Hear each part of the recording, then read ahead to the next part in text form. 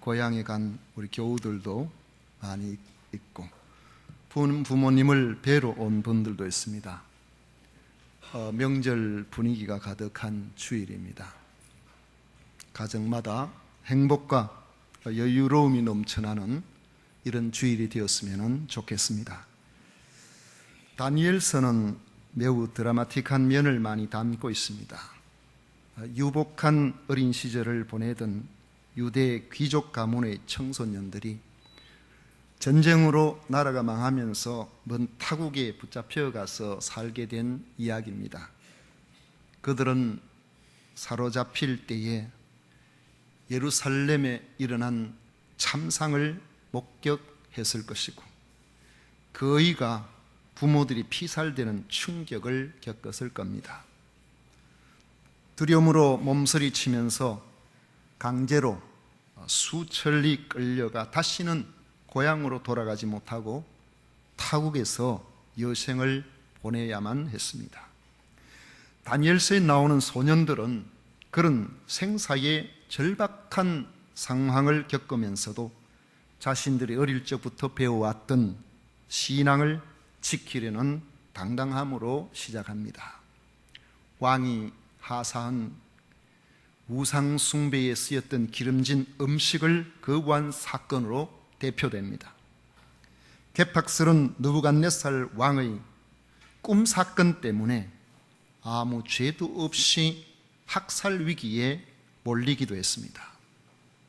자기가 꿈을 꾸고는 꿈 가르쳐 주지도 않으면서 꿈을 해몽하라고 하면서 만약에 꿈을 가르쳐 주지 않고 해몽도 하지 아니하면은 모두 다 죽이겠다는데 무슨 꿈을 꿨는지 알아맞추려 할 때 어떻게 그걸 알아맞출 수가 있겠습니까? 하나님은 이런 위기를 통해서 이름 없던 다니엘과 3명의 유대 소년들을 그곳에서 귀하게 드러내셔서 사용을 하십니다. 다니엘에게 느부갓네살 왕이 무슨 꿈을 꾸었는지 그리고 그 꿈에 대한 해몽을 주심으로 왕에게 신임을 받고 중용되게 하신 것입니다. 다니엘서는 이후에도 이러한 위기와 반전이 계속됩니다. 오늘 우리가 읽은 본문에는 지방 관리가 된 다니엘의 세 친구인 하나냐와 미사엘과 아사랴, 바벨론식의 이름인 사드락과 메삭과 아벳느고에게 불어닥친 또 하나의 위기 상황이 기록되어 있습니다. 앞서 2장 47절 말씀에 보면 느부갓네살은 다니엘에게 너의 하나님은 참으로 모든 신들의 신이시오 모든 왕의 주제시로다 하면서 하나님을 찬양했지만은 그가 진정으로 하나님을 믿게 되었다고 보는 것은 옳지 않습니다. 당시 바벨론 사람들의 신과는 다신론적이었기 때문에 느부갓네살 왕도 그랬습니다. 다신론적인 신앙관의 특징은 어떤 목적을 위해서 신이 존재하는 양식이었기 때문에 사람이 자기 목적을 위해서 목적 달성에 도움이 된다면 자유롭게 신을 선택해서 섬기는 그러한 형식을 보입니다. 자기에게 유익하게 해줄 신이라고 생각된다면 그런 신은 많을수록 좋다는 생각을 갖고 있습니다. 그러므로 그들은 어떤 신이든지 섬길 수 있고 어떤 신이든지 내버릴 수가 있습니다. 느부갓네살이 금으로 거대한 신상을 만들 계획을 세웠던 것도 그러한 까닭이라고 볼 수 있습니다. 금으로 신상을 만들어 세우고 제국 내에 있는 모든 지도자들을 불러다가 거기에 절하게 하려고 했습니다. 이는 국가의 힘을 결집하고 왕권을 강화하고자 하는 가장 편리한 수단이었습니다.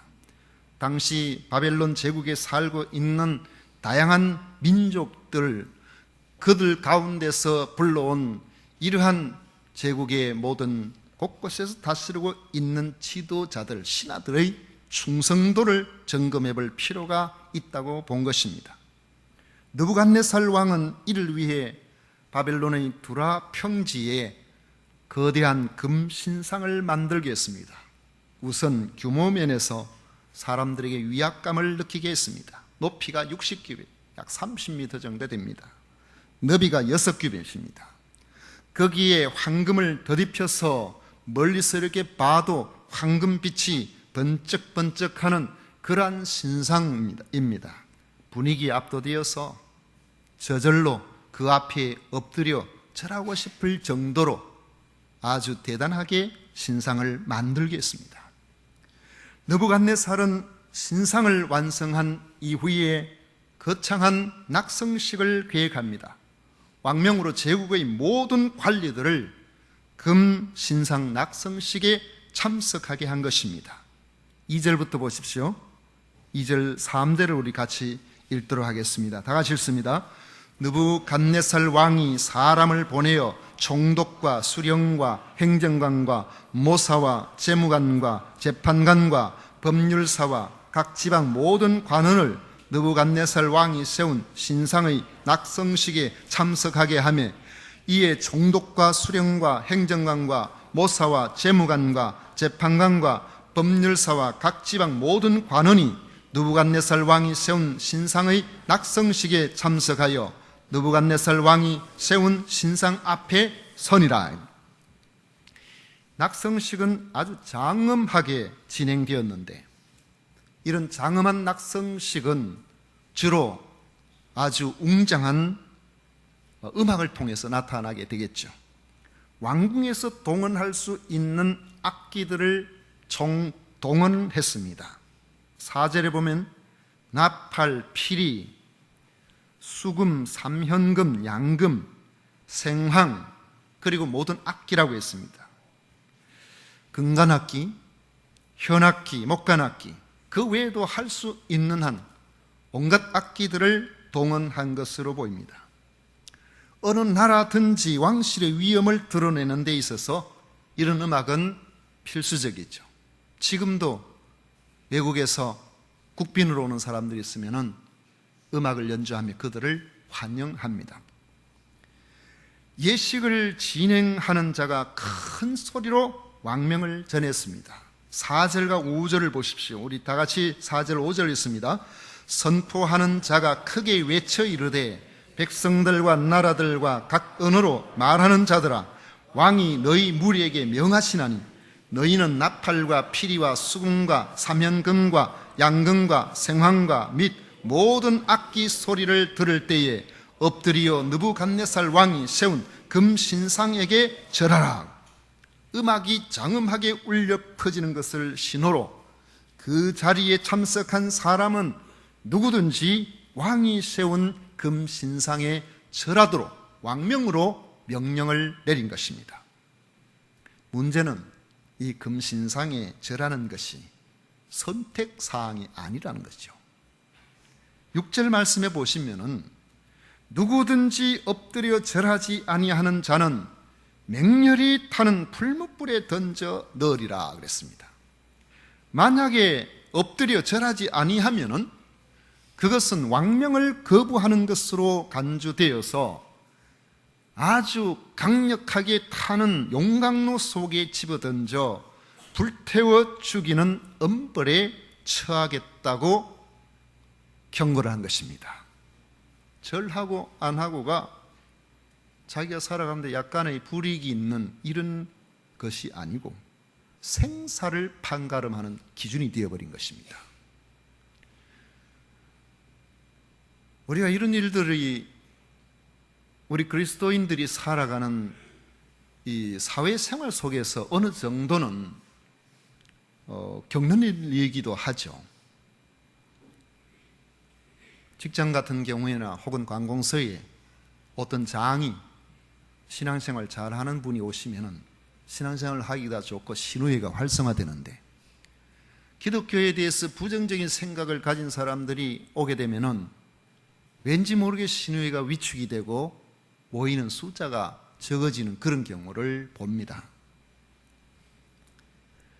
그렇지만은 믿음을 지키고 끝까지 잘 감당하는 사람은 위에 사람한테 좀 잘 못 보여서 승진에 불이익이 온다고 하면은 그것을 감당하리라는 각오가 되어 있기 때문에 그게 가능한 것이죠.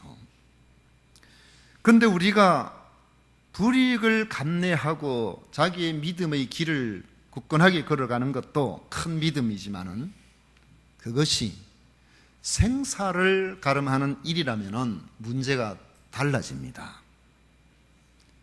우리가 죽음을 앞에 놓고 그것을 하고 안 하고가 살기도 하고 죽기도 한다고 할 때에 쉽지 않은 일이죠. 이 일은 목적을 가진 국가 시책이기 때문에 참석 여부에 예외 사항을 두지를 아니했습니다. 무조건 참석해야 했고 참석한 자들은 무조건 신상에 절해야 했습니다. 신상에게 절한다는 것은 왕에 대한 충성 내지는 복종을 알아보겠다는 것이기 때문에 엎드려 절하지 않는다는 것은 공공연하게 수많은 사람들 앞에서 왕을 거역하는 일로 간주되는 것입니다. 모든 사람들이 보는 앞에서 공개적으로 왕명을 거역하면 왕에 대한 명예를 실추시키는 것이 되기도 하기 때문에 살아남을 길이 없는 거죠. 왕명은 지체 없이 하달되었고 모든 일은 왕의 명령대로 차질 없이 진행되었습니다. 정한 날 낙성식을 위해서 두라 평지에 제국 사는 모든 지도자들이 모여들었습니다. 다신교에 익숙한 대부분의 사람들은 별로 마음에 부담을 가지지 않고 음악 소리가 날 때에 모든 사람들이 엎드려서 절했습니다. 내키지 않은 사람들도 절 한번 하는 것이 뭐 그렇게 대수로운 일인가 생각하고 아마 다 절을 했을 것입니다. 그렇지만은 일사천리로 진행되는 그 행사에 처음부터 마음의 부담을 안고서 참석한 이들이 있습니다. 바로 세 사람의 유대 청년들입니다. 우리가 익히 알고 있는 다니엘의 세 친구 사드락과 메삭과 아벳느고였습니다. 그들은 지방에서 관리로 재직 중이었습니다. 왕명을 듣고 피할 수가 없어서 낙성식에 참여했지만은 그들은 그 자리에서 절하지 아니했습니다. 그들은 절을 할 수가 없었습니다. 하나님 외에 그 어떤 우상에게도 절해서는 안 된다고 어릴 적부터 배워왔던 그들의 신앙을 하루아침에 팽개칠 수가 없었던 것입니다. 출애굽기 20장 3절에서 5절까지는 제1계명과 제2계명이 기록되어 있습니다. 너는 나 외에는 다른 신들을 내게 두지 말라. 너를 위하여 새긴 우상을 만들지 말고 또 위로 하늘에 있는 것이나 아래로 땅에 있는 것이나 땅 아래 물속에 있는 것의 어떤 형상도 만들지 말며 그것들에게 절하지 말며 그것들을 섬기지 말라. 귀에 못이 박히도록 들어왔던 거죠. 그렇게 지금까지 살아왔습니다. 그렇기 때문에 그 자리에서 그들은 엎드려질 수가 없었습니다. 그렇지만은 그들의 신앙 지조는 곧바로 불태워 죽임을 의미합니다. 여러분 같으면 어떠하겠습니까? 지금 생각 같으면은 나는 예수님 믿는 사람으로 당연히 그 자리에 있다고 해도 절하지 않을 것이다.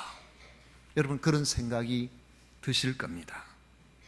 그러나 수천 명이 모여있고 누가 절하는지 감시의 눈초리가 번득이는 그런 상황에서 모든 사람들이 엎드리는데 나만 우뚝 서 있어야 하고 곧 개처럼 끌려나가서 왕에게 죽도록 문초를 당하고 불에 던져지게 되는 엄연한 현실이 내 앞에 놓여 있다면 내 마음처럼 몸이 같이 움직여줄지는 그건 미지수예요. 이처럼 순교적 상황에서 믿음을 지키는 것은 쉽지 않은 일입니다.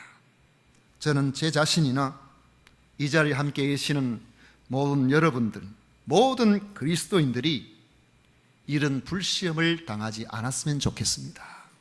이런 절박한 상황이 오지 않기를 원합니다. 그러나 만약에 이러한 불시험이 우리들에게 닥친다면 오늘 여기에 나오는 유대 청년 사드락과 메삭과 아벳느고처럼 여러분들이 신앙을 지켰으면 좋겠습니다. 불시험을 당하면 수많은 사람들이 믿음에서 넘어집니다. 우리는 신앙의 선조들 가운데 믿음 생활 잘하고 옥중 성도로서 끝까지 믿음에 굴복하지 않고 그렇게 있다가 나온 사람들이나 혹은 신사참배를 거부하고 결국엔 순교를 하신 신앙의 선조들이나 이런 분들을 보면서 참 대단하다, 어떻게 그렇게 할 수가 있는가 이렇게 생각하지만은 사실은 그들이 신앙을 지키기 위해서 그 자리에 끝까지 남아있는 것은 하나님의 특별하신 은혜라고 저는 생각합니다. 실제로 우리가 이런 경우에 믿음 안 지키고 싶은 사람이 어디에 있겠습니까? 성도라면은, 진실한 성도라면은 믿음을 다 지키고 싶죠. 그런데 이러한 시험이 올 때에 생명을 감수하고 끝까지 믿음을 지켜낸 사람들의 수는 그다지 많지 않다는 점을 우리는 생각해야 됩니다. 그렇게 본다면은 만약에 우리 앞에 이런 부분들이 닥쳤을 때에 우리는 어떻게 해야 될 것인가? 저는 이런 생각을 해봅니다. 주무시는 분이 있으면 깨시라고 지금 그런가 봅니다.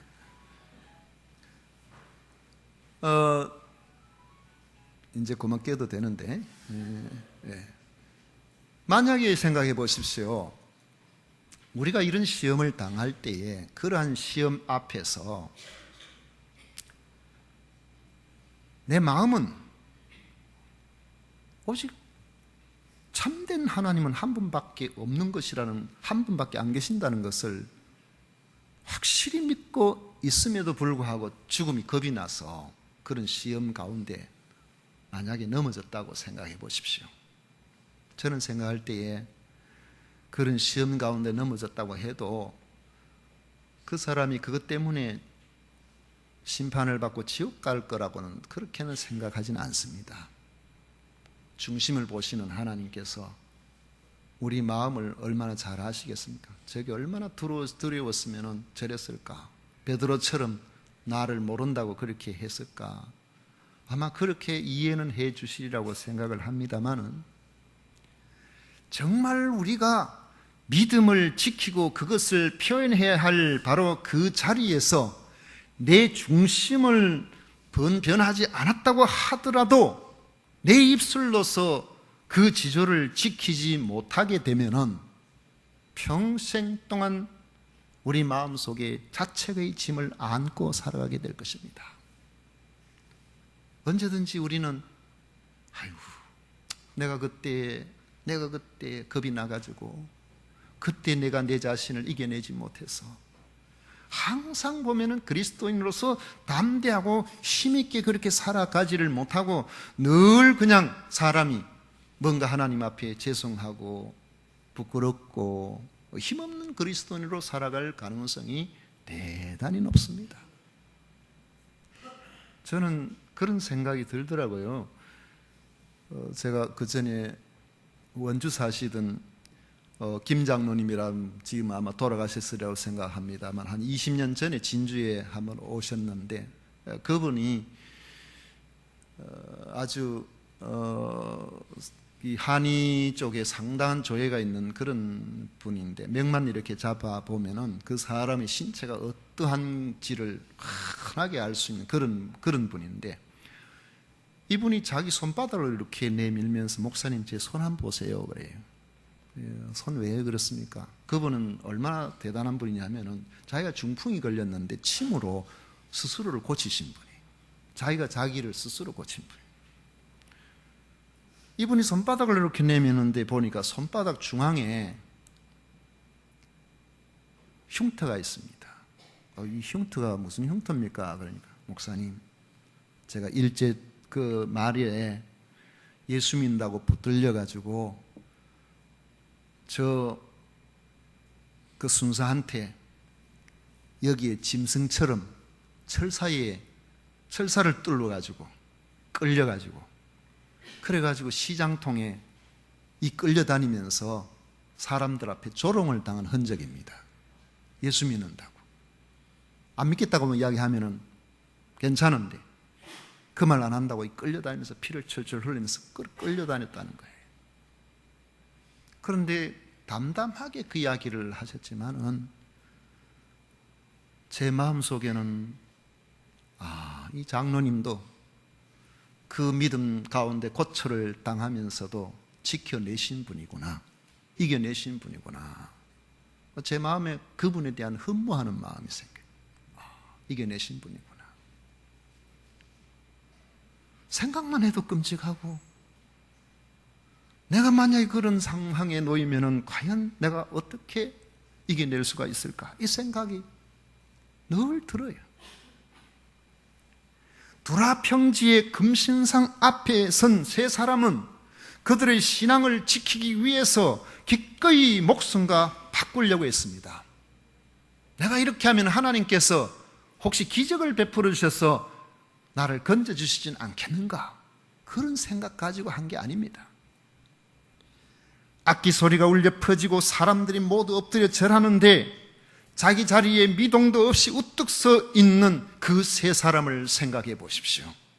그들은 이미 하나님 앞에서는 인정받았으나 사람들 앞에서는 죽은 목숨입니다.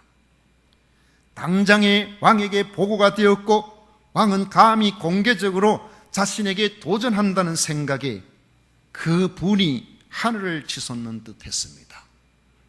13절 말씀에 보면 느부갓네살 왕이 노하고 분하여 노하고 분하여 사드락과 메삭과 아벳느고를 끌어오라 말하니 이 유대 청년들의 목숨은 바람 앞에 등불처럼 되어버린 것입니다. 우리가 신앙생활을 할 때 특히 평화롭게 자유롭게 내가 믿음으로 살고 싶으면 얼마든지 살아갈 수 있는, 교회 가고 싶으면 얼마든지 갈 수 있는 이러한 상황에서 우리는 이 급박한 상황을 묵상해 보는 것이 우리 신앙의 진실성을 점검하고 혹시나 있을 수도 있는 우리 앞에 놓인 여러 가지 시험들을 대비하는데 매우 중요하게 작용합니다. 혹시 여러분 가정에 가정제사나 국가 행사에 있어서 자신이 유대 청년 같은 입장이 된다고 하면 어떻게 하겠습니까? 여러분들은 어떻게 하시겠습니까? 시장의 진주시 같은 경우에 이 시장이나 각 지역의 기관장이 군수나 이런 사람들은 시장이 되고 군수가 되면은 거의 지역 유림들이 주도하는 재래 행사에서 초헌관으로 초청을 받습니다. 그 지역의 관백으로서 대우합니다. 오셔서 이 제사에서 초헌관을 맡아 주십시오. 그 앞에 잔을 드리고 절하는 아주 명예스러운 자리입니다. 그러나 세상 사람들에게는 그것이 명예스러운 그런 자리일지 모르지만은 그리스도인들에게는 이만저만한 시험거리가 아닐 수 없습니다. 거절하면은 매우 기분 나빠합니다. 그리스도인이라는 사실로 거절하면은 그 다음부터는 아주 악감을 가지고 많은 사람들에게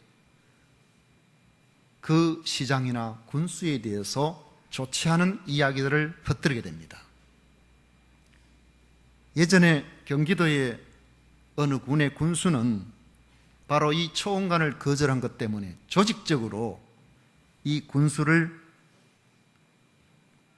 거절하는 이러한 상황이 벌어져 가지고 결국에는 그 다음에 아예 공천에서 떨어져 버렸습니다. 이런 사람은 군수시켜가지고 안 되겠다고. 그래 된 거예요. 여러분, 이것이 우리 그리스도인들이 짊어져야 할 숙명입니다.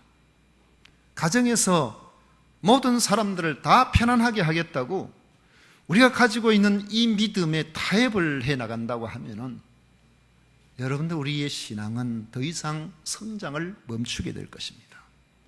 세상에서 불이익을 당할 때도 마찬가지입니다. 만약에 여러분들이 시장이시라면은, 군수라면은 여러분은 어떻게 하겠습니까?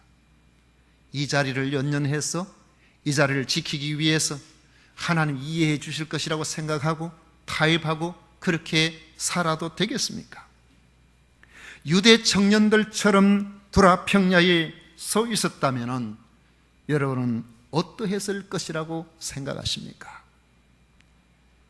주님 앞에 일편단심 신앙의 지조를 지켜 나아가야 될 하나님의 백성으로서 여러 성도님들은 우리 앞에 놓여 있는 우리의 신앙을 담금질해보는 이러한 시험들이 찾아오게 될 때에 과연 나는 어떻게 할 것인가를 미리부터 마음속에 간직하고 고민하고 이것을 가지고 우리 마음속에 힘써서 마음속에 늘 생각을 할 수 있어야만 우리 앞에 놓이는 시험을 이겨낼 수가 있을 겁니다. 이런 마음 가지고 오늘 이 시간 사드락과 메삭과 이 아벳느고처럼 두라 평야 금신상 앞에 서 있는 여러분들의 모습을 깊이 한번 묵상해 보시기를 축원합니다. 기도하겠습니다. 고마우신 아버지 하나님, 오늘